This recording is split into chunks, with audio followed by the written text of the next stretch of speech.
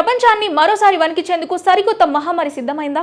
Corona ముగిసిందన్న ప్రశాంతత లేకుండానే ఇప్పుడు ఎబోలా భూతం ముంచుకొస్తోందా? అవుననే అంటున్నాయి తాజా పరిస్థితులు. ఆఫ్రికా దేశాల్లో ఎబోలా వైరస్ విజృంభణ నేపథ్యంలో కేంద్ర ప్రభుత్వం అత్యంత కీలకమైన నిర్ణయం తీసుకుంది. దేశవ్యాప్తంగా అన్ని విమానాశ్రయాలు రేవుల్లో హై అలర్ట్ ప్రకటించింది. తాజా మార్గదర్శకాలను విడుదల చేసింది కేంద్ర ఆరోగ్య శాఖ.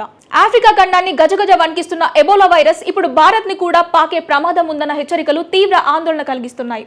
దీంతో కేంద్ర ప్రభుత్వం ముందస్తుగా మేల్కొంది. దేశంలోని అన్ని అంతర్జాతీయ విమానాశ్రయాలు, నౌకాశ్రయాల్లో మంచి నిఘా ఏర్పాటు చేయాలని ఆదేశించింది. ముఖ్యంగా ఎబోలా ప్రభావిత దేశాల నుంచి వచ్చే ప్రయాణికులపై ప్రత్యేక నిఘా పెట్టారు. థర్మల్ స్క్రీనింగ్ పరీక్షలు తప్పనిసరి చేశారు. ఎవరికైనా వైరస్ లక్షణాలు ఉన్నట్లు అనుమానం వస్తే తక్షణమే వారిని ప్రత్యేక క్వారంటైన్ కు తరలించేందుకు ఎయిర్పోర్ట్ అథారిటీలు అన్ని ఏర్పాట్లు పూర్తి చేశాయి. కేంద్ర ఆరోగ్య శాఖ జారీ చేసిన తాజా అడ్వైజరీ ప్రకారం ఈ వైరస్ సోకితే తీవ్రమైన జ్వరం, ఒళ్ళు నొప్పులు, వాంతులు, విరేచనాలతో పాటు అంతర్గత రక్తస్రావం జరిగే ప్రమాదం ఉంది. ఇది ఒకరి నుంచి ఒకరికి వేగంగా వ్యాపిస్తుంది.